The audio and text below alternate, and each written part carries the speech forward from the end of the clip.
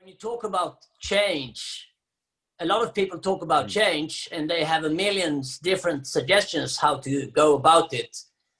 But there's one expression that is really, really simple in the book that says learning and unlearning. The unlearning is because people pick up a lot of ideas, concepts, assumptions they make, conclusions they make about life, which are not true.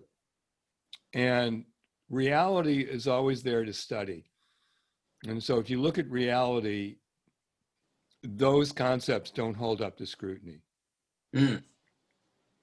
So the unlearning is kind of like a rethinking. Yeah. You know, what do we not know? Excuse me. And but creating is not problem solving. So it's not like we're trying to problem solve identity issues. You know, in a way you're kind of thinking that's what you do, but no, that's not what you do. What you do is you change your focus. Yeah. And the idea in terms of identity is to really understand that it doesn't matter what you think about yourself, good, bad, or indifferent. What does matter is what you want to create. Yeah. And don't make it about yourself, which means that sometimes you feel bad and sometimes you feel good and sometimes you like yourself and sometimes you don't like yourself. Sometimes you feel like an idiot and sometimes you feel like you're pretty smart and sometimes you feel ugly and sometimes you feel good looking and you know, on it goes.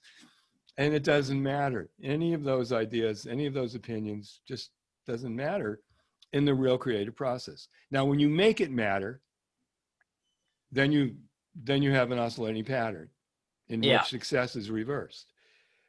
When it doesn't matter, the pattern is you create something and then you create something more and you create another thing, you create another thing, and you create momentum in your life. But one of the things you're not trying to do is figure yourself out. You know, in a way, I'm trying to dissuade you from trying to figure out like what's going on in there. Doesn't matter what's going on in there. I'm not trying to figure out what's going on there.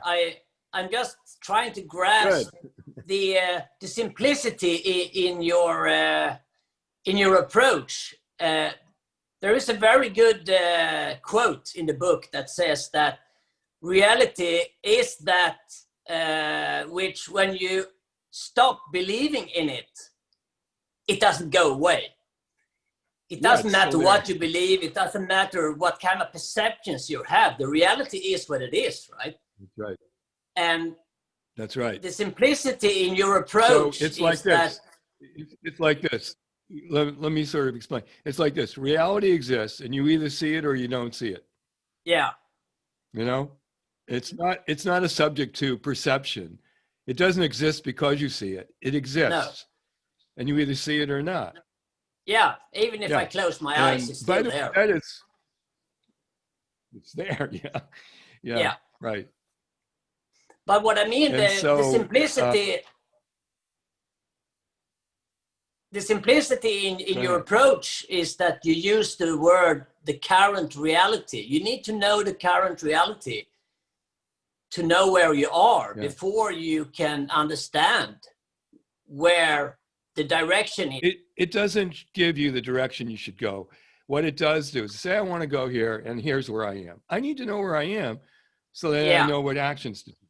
I mean, if I think I want to go to Stockholm and I think I'm in Berlin, but I'm actually in Paris, I'm going to take the wrong direction. I will not end up in Stockholm. Yeah. So if it's like playing the violin. If you want to hit a note, you have to hear what's going on in order to be able to adjust to make sure you're playing in tune. Yeah. Without knowing current reality, it's really hard to accomplish the outcome.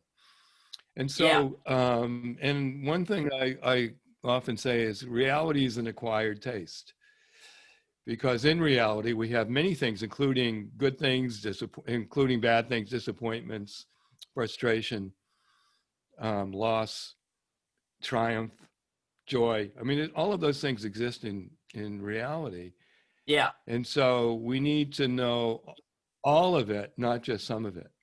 It really intrigues me that, I mean, the issue about understanding the current reality is so fundamental in everything that that you write about in the book, and that is what people have so That's hard right. to grasp, and that creates all different kind of I don't know, excuses or different kind of beliefs that something else is true. And why is it like that? I mean, I don't demand that you will have an answer, but maybe you have an idea about it. I do have an answer, but I do have an answer.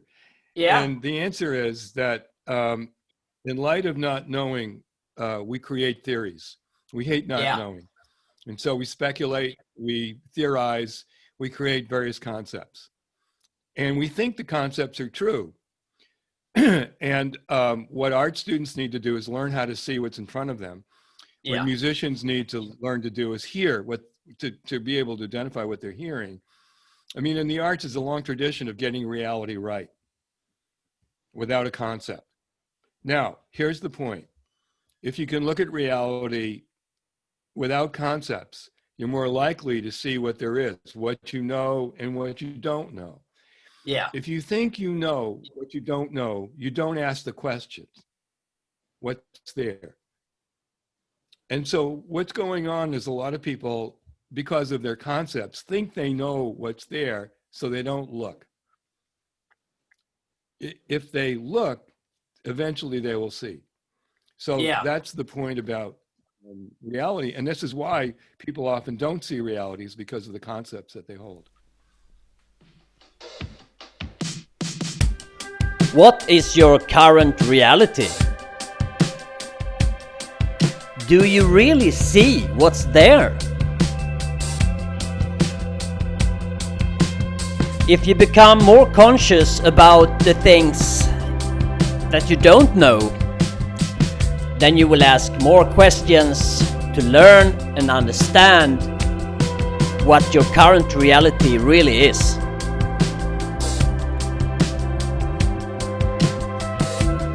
Here at Medical Running, we practice consciousness.